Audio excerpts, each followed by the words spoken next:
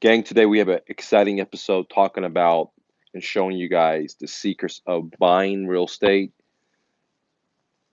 pre foreclosures, post pandemic, okay, in the real estate uh, market crash.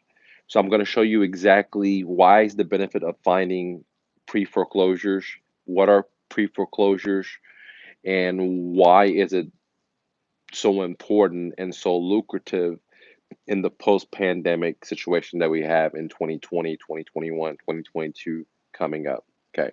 Now, there's a difference between pre-foreclosure and foreclosure, and I'll quickly break that down.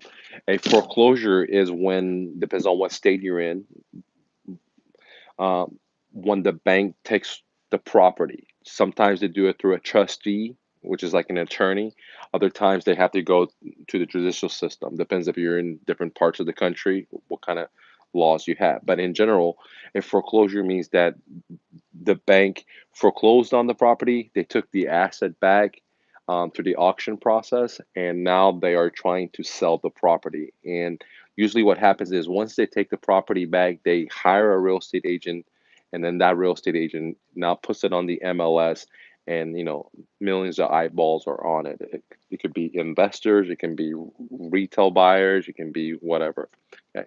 Now, what makes pre-foreclosure different than foreclosure is that the sellers in a pre-foreclosure, they still own the home. So they still have the home, they still have the deed, but they may be behind 1 month, they may be behind 2 months, they may be behind 3 months or more. Okay.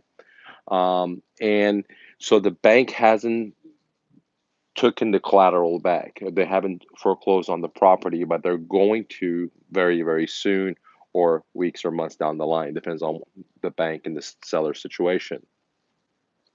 So, in the 2020 collapsed post-pandemic situation, is there's going to be a lot of people going to foreclosure. There's going to be millions of people having defaults, if it's from their cars, if it's from their homes.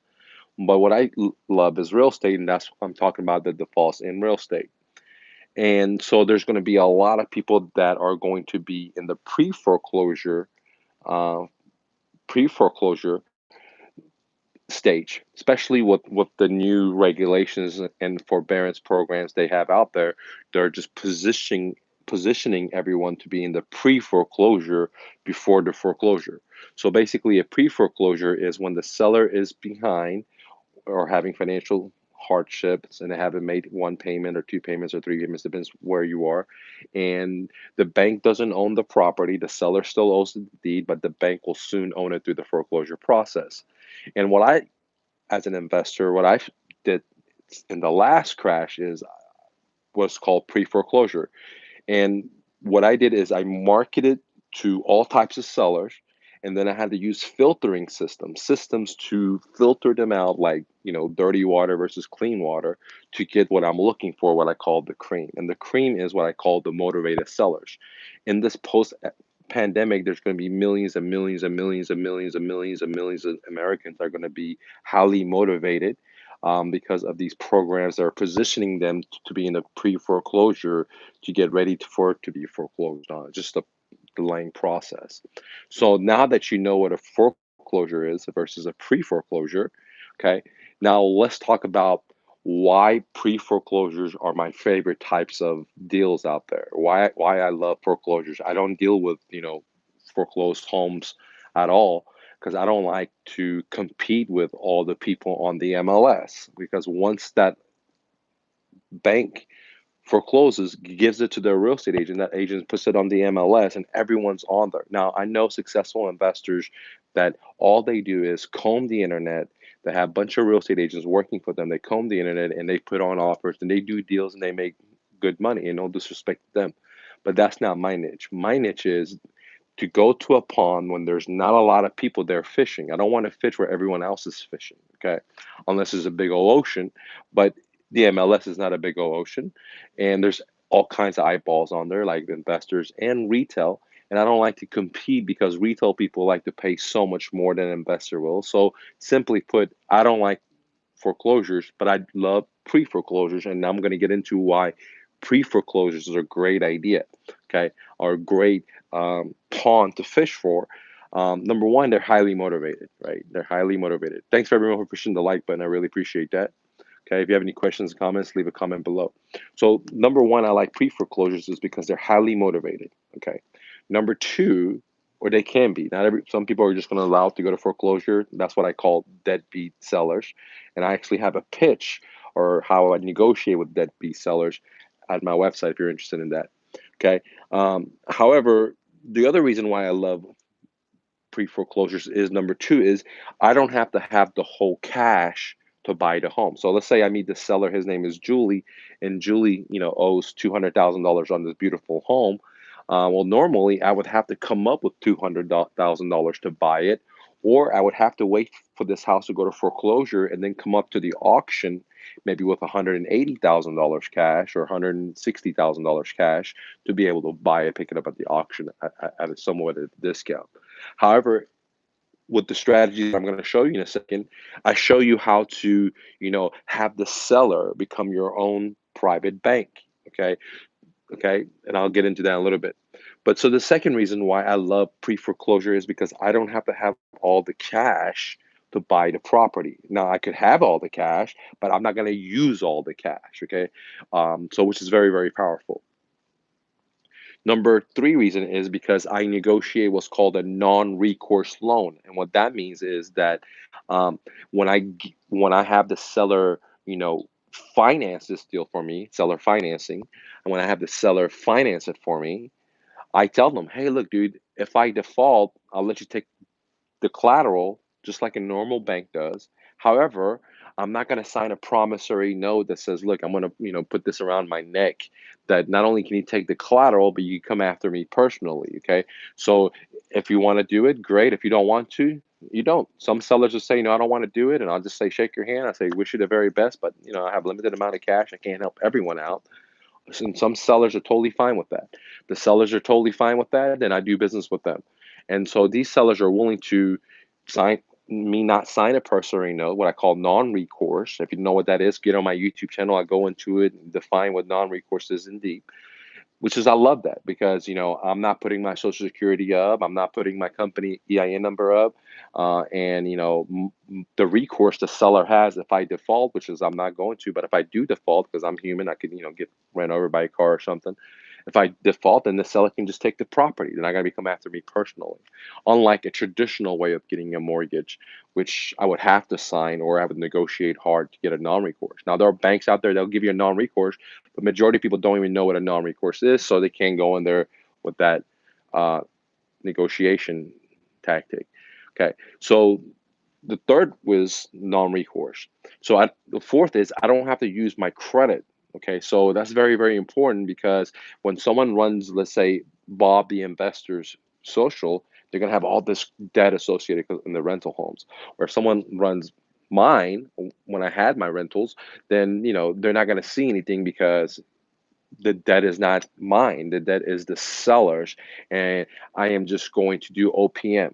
If they have a debt, I'm just going to take over their mortgage, other people's mortgages, and buy the property. Like I'm going to get into it a little bit. Okay. Right now, I'm talking about the benefits of pre foreclosures because they're highly motivated. I don't have to have all the cash. I don't have to use a non-recourse loan. I don't have to use my credit, and then I don't have to have all the fees to pay to buy the property like traditionally. Like if I hired a realtor, if I went to, or if I bought a foreclosure, okay, I have to pay all the title companies, all the junk fees, the loan generation fees from the bankers or the mortgage brokers, and so on and so on. Here, I'm in total control, so it saves me thousands and thousands of dollars. So now there's so many other benefits for pre-foreclosure, but I just, we'll be here all day, but I've just given you like four or five major ones for me, which is I don't have to use all the cash. I don't have to come up with a whole lot of cash to buy. I'm in total control. I can use a non-recourse loan. Uh, I don't have to use my credit. It's not under my company EIN number, any of that stuff, so on. So those are the benefits. And the seller's highly motivated because, they're going to go down this cliff called foreclosure. So they're highly motivated and They need help. They don't want to go down this cliff. And some of them I can help, not all of them. Okay. That's why there's investors all over America to help the remaining. Okay. So now we talked about what is pre foreclosure versus foreclosure. What are the benefits of pre foreclosure? And now we're going to be talking about the post pandemic, guys. If you have any questions, leave a comment. The post pandemic and why pre foreclosures are going to be king. And if you understand how to find them, how to talk to them, how to filter them, um, that there's going to be a lot of cream there. I should say a lot of cream there because um, there's millions and millions of people they're getting their jobs cut off, and they're not going to ever be able to come back. And so there's going to be so many motivated sellers out there. It's just they need people to help them out, okay, and create win-win situations for the investor and for the homeowner. Now, uh, in the post pandemic, you know, there's going to be a credit crunch where people are not going to be able to get loans. Like, you're going to have really good credit to be able to get a loan. Okay. So that means that there's going to be shrinkage of people and all the investors that, were like fix and flippers and, wholesalers are going to get out of the game because, money is going to be tight and the wholesalers can't wholesale the deals to them, so a lot of people are going to get out of the game. Now, it doesn't mean that you can't be a wholesaler because you're going to make a lot of money, more money as a wholesaler than a fix and flipper, especially in today's time. But it's not going to be gravy train like 2007, 2000. I mean 2017, 2018, where any Bob and Jose was getting into the game and making money. No disrespect to Bob and Jose, okay. Um, so the situation is there's going to be a lot of inventory coming on the market all at once because so many people have been waiting around to list, and there's not going to be a lot of money out there. I don't care if you're an investor, I don't care if you're a retail buyer, and that's when the prices will start dropping. Okay, and when the prices start dropping, um, there's going to be more fear. So the people that were going to go buy as a first time home buyer, they're not going to be able to get a home. If they're smart enough, they're going to realize this is the best time to buy versus a few years ago. But a lot of them are not going to be able to qualify, or they're going to be too scared to buy because they're going to say, holy shit, man, this is the worst time ever. The prices are coming down. See, the retail buyers have it upside down. When the prices are going up, they're like, yeah, man, this is the goodest thing ever, which really is the worst time ever. And when the prices are coming down, they're going to be like, oh, man, this is so scary. My mama said no. My cousin said no. The barber said no. The TVs absolutely said no. So, then this is a bad thing. Not realizing that the prices are going to go down and eventually it's going to come back up. And so they're going to be scared. So there's going to be less buyers, more inventory, tons of motivated sellers, and the opportunity comes in by having different ways to structure deals, like what I talked about, OPM, other people's mortgages. Because when I advertise to just bunch of sellers, right? Not everyone's highly motivated, right? So I have to take this massive amount of people and then filter them down to this much that's motivated because not everyone's motivated. Not everyone's going to let me do OPM on them, and it's totally normal. Okay, so it's normal. Not everyone's motivated. So out of everyone that's like this, maybe this much are going to be motivated in this market, like 40%, like highly motivated, and then out of that highly motivated 40%, there might be this much people that are going to be super, super motivated to do these type of strategies. And there's going to be sellers in this from commercial to residential in these highly, highly motivated. Okay. Now, when I advertise to all the sellers out there, I have no idea who's highly motivated and who's not. So I have to use systems, right? Like my Ninja phone script, on my website, right? You can get it, or my other systems to filter them out to find the highly motivated versus the medium motivated. Uh, However, when I meet one of these sellers, they're going to be in two situations only: A, to have a mortgage, or B, to have the house free and clear. And in today's era, it's very small amount of people own their house free and clear because everyone has used their homes as an ATM one way or another. Okay, they even if they own the house free and clear, they'll have some kind of mortgage on their home, a lien on their home, because maybe they got 50,000 withdrawal on their $200,000 home or something. Okay, So either way, there's going to be way less sellers that own the house free and clear.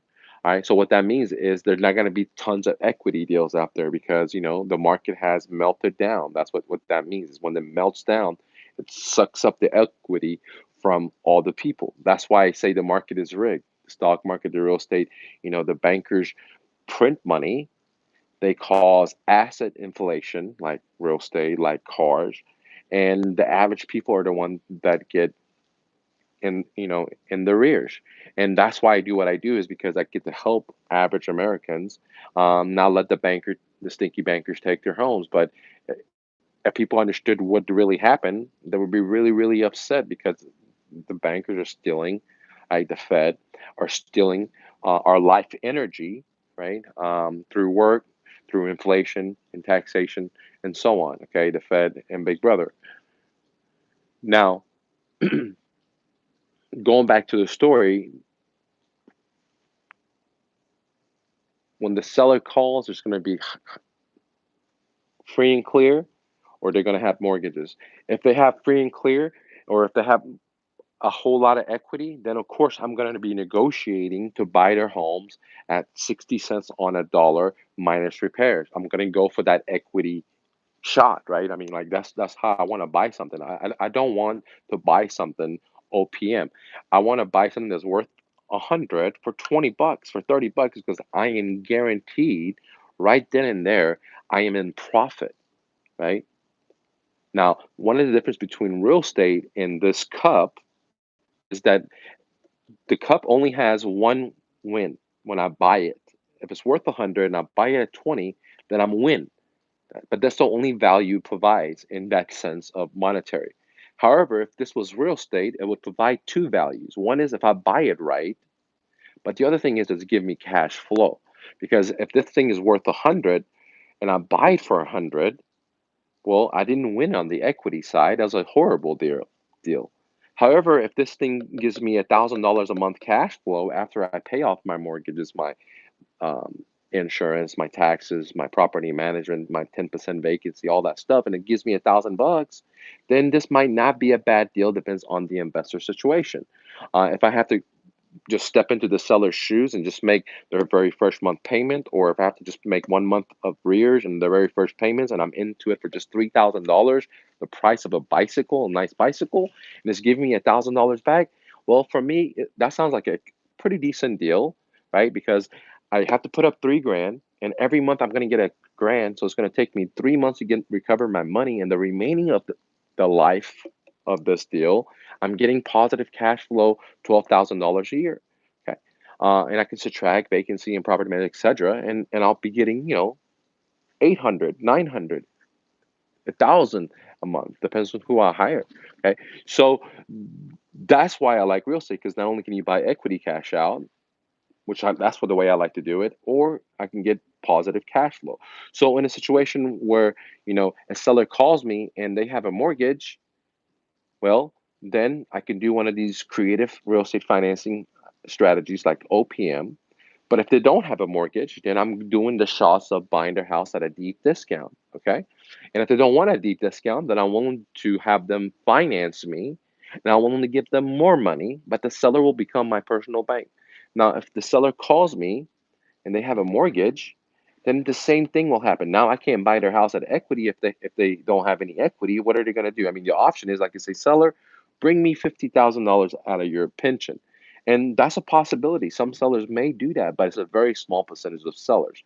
Okay, very small, right? I would say like 1% to 2 or 3% max. They're willing to bring. Majority will say, look, I'm just going to let the house go to foreclosure, right? Or, I'll, rent it out. I've never rented before. I'll just rent it out. Okay. So if the seller calls me and they have equity, or they have the house free and clear, I'm going to go for the equity strategy. And if that doesn't work, then I'm going to go with the term strategy, like what I teach you guys at profit sharing. You can get my course right now at mrnoflip.com, the pre-recorded for just $197. And if the seller calls me, they have a mortgage, and if they have marginal equity, which means like 20% equity is nothing, right? Is what I call marginal equity. If they have no equity, which is zero, or if they have negative equity, then instead of throwing that deal in the trash, as a as an investor that has the exit strategy of buy and hold, then I think, hey, would this property give me cash flow? Because if it does give me cash flow, then I'm willing to possibility buy the property, depending on the location, depending on what kind of repairs it needs, depending on how much cash flow I get as a rental, the days on the market that I have to hold it before I find the new renter. So there's a lot of different things that go involved into it. But if I only have to come up with $3,000 to take over this guy's payment, then, of course, I'd rather buy it at 50 cents, but that often doesn't work. The seller is highly motivated. They have a beautiful home. I could cash flow $1,000, $900 a month because the seller has ultra low interest rate that we've never seen in the history of America until recently. Then I'm thinking, you know what? That may work. That may work. Okay. Of course, I didn't buy it at a deep discount, but this is why I love real estate because it has two golden laying gooses. One is the equity, and the other one's the cash flow. If it gives me cash flow, and that's my strategy of buying and holding, then it will work. Now, my exit strategy on this deal could be, hey, I could just become a landlord. Hey, I can do an Airbnb. Hey, I can turn this property into what I call I become the bank. And then I turn around and I sell it to a business owner, some guy that has a self business that can get a loan, especially in the credit crunch today. But they got 20 grand, they got 50 grand down, they got 10, 20% to put down. And then I'll just wrap that note and create a new note and wrap around and create a new where I get that seller. I mean, I'm sorry, I get that buyer down payment, 20% down, 50 grand, and then I'll let them take over the payments. And I'll just be the buffer between, if the new buyer doesn't pay, then I will pay the mortgage. But I'm now becoming the bank and I don't have to deal with the headaches of being a landlord. So there's a lot of different exit strategies. If you want to learn all of this stuff, then consider joining my profit sharing. There's two ways to do it. The most value, the most economic, the way to test try it out, which I highly recommend, is go to mrnoflip.com and click on the pre-recorded. You get 1 month of coaching, but they're pre-recorded. You get to sit around at a round table where my other students are doing deals. They're asking me all the questions. They're working their deals with me live. You're getting to hear live calls, so on, for just 197 bucks. Okay. If you want to work one-on-one with me, then it's $3,000 for 1 month of coaching. You can find more information about both at mrnoflip.com. But the pre-recorded, the sale is going to end soon, so I wouldn't wait around. Okay, for 197, you get the same value of the people paying me the 3,000 versus you being there, of course, because it's pre-recorded. If you guys have any questions, comments, leave it below. I'll be happy to answer it for you. Now, the problem is that most people don't know how to find the pre-foreclosures. Okay, most people don't know how to talk to these people in the pre-foreclosures. Most people don't know how to filter them. They think every duck is their golden duck, but it's not. Every seller is not your seller. All right, you got to know who your audience is. Um, and the other problem is that most people and investors just don't understand the strategy. That they don't understand how to structure the deal. They don't understand this is possible. And I know so many people that are like, in California, they're buying houses in Texas, and they have hundreds and thousands of millions of dollars in their banking account. They're buying at the auctions.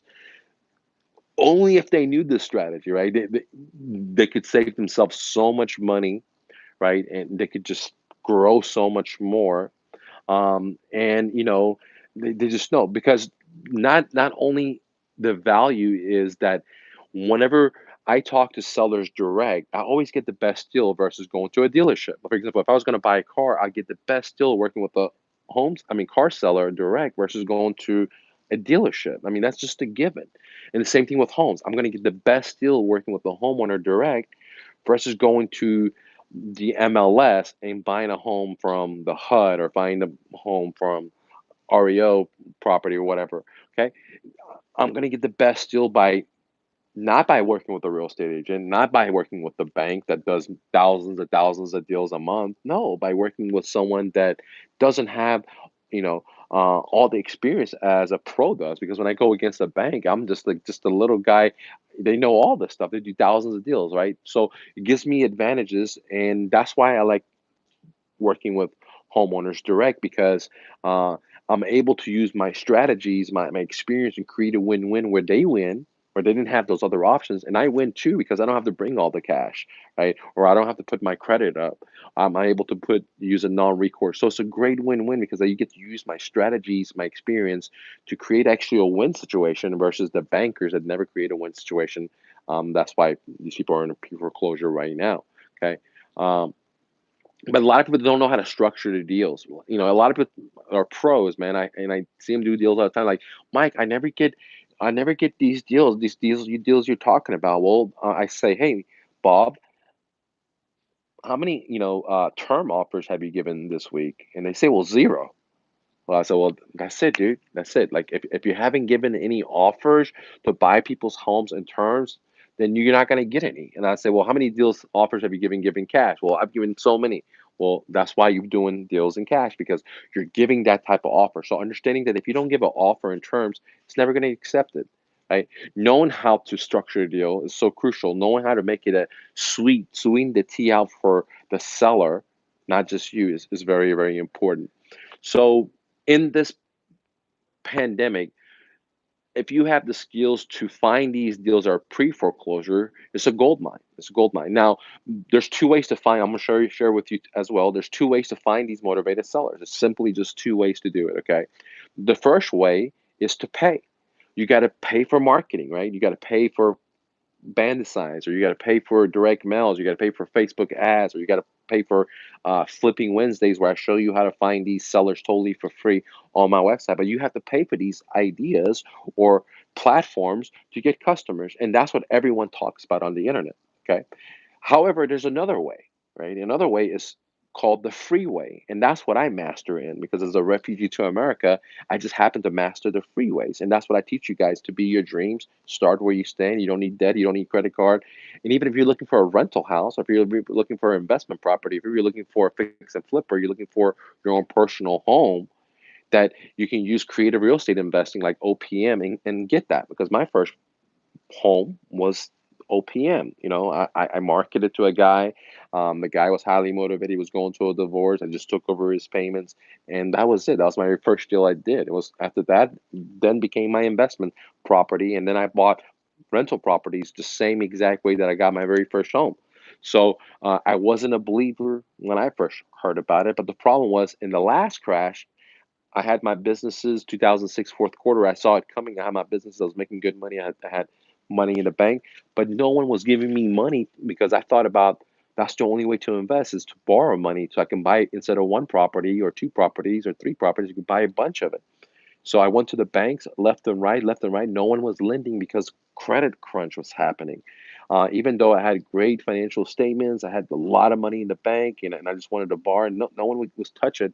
And that's why I started using creativity, imagination, and using OPM, using other people's mortgages. Because if a seller like Carlos, first seller I bought, he's highly motivated. He's going to a divorce. He can't pay his payments. He has a beautiful home. It's a great area. I would live into it, which is exactly what I did. I lived into it. And he's willing to just let me take over the payments. And he's willing to give me the deed, which means I own the property. What's wrong with that? And then, I went to a title company and they said they wouldn't do it. I called an attorney. They said they didn't do it.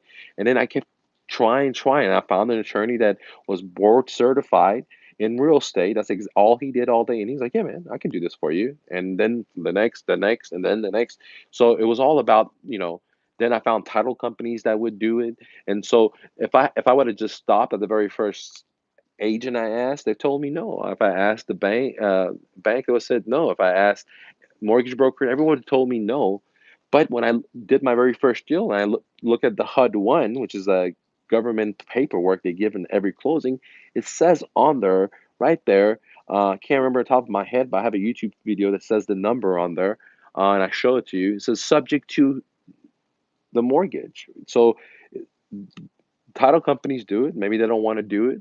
Maybe they're not familiar with it. The persons that I'm talking to, who knows, right? But now I know title companies do it. I know attorneys do it, and I've even done the deals myself where I did it at a kitchen table. Where I drew up the paperwork myself. Okay, so there are all types of three things I have done. When I first started, of course, I couldn't draw up the paperwork. It was mind blowing. And I hired an attorney. Like the first time I hired an attorney to do the same work, they charged me $1,500. The second time I hired a guy, he charged me $750, and I'm like, damn, dude, damn. I quickly realized that, hey, man, there's a lot of leeway in this. And then the third time was just from now on for the same attorney was just 750. Wherever the first time they charged me $1,500. So once he saw I was coming with him deal after deal, then he knew I was a go getter, and we're gonna do deals, and boom, price drop 50%, which is awesome. And I like that, and I appreciate that for him. But he was board certified. I mean, he writes books, and that's the thing. You got to find someone that does those kind of things. Not everyone understands. Like the attorney that just graduated college with all this debt, he ain't gonna take the time to do the research to tell me that stuff. He's just gonna tell me what he knows by default. No, that's not gonna work until you find someone that's a pro. They've done many deals like this. They own real estate.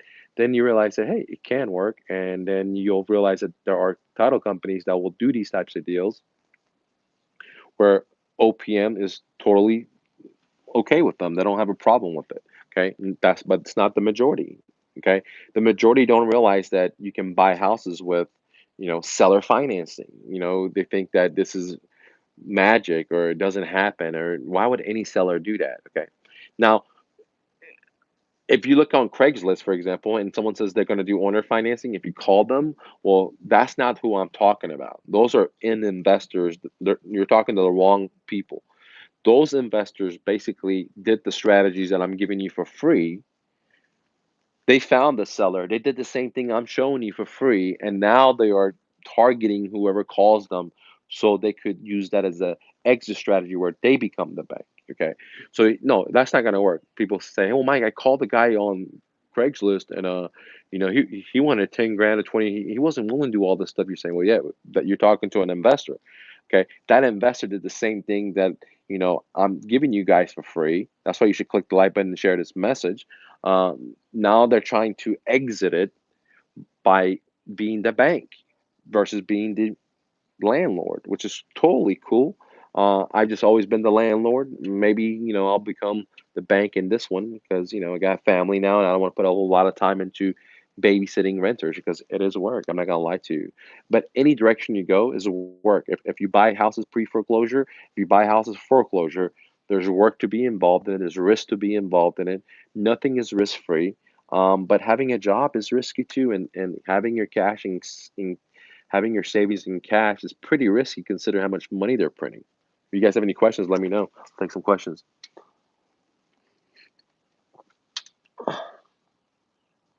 I'm trying to get to it. Iron Man says, "What's going on, man? Good to see you." All right.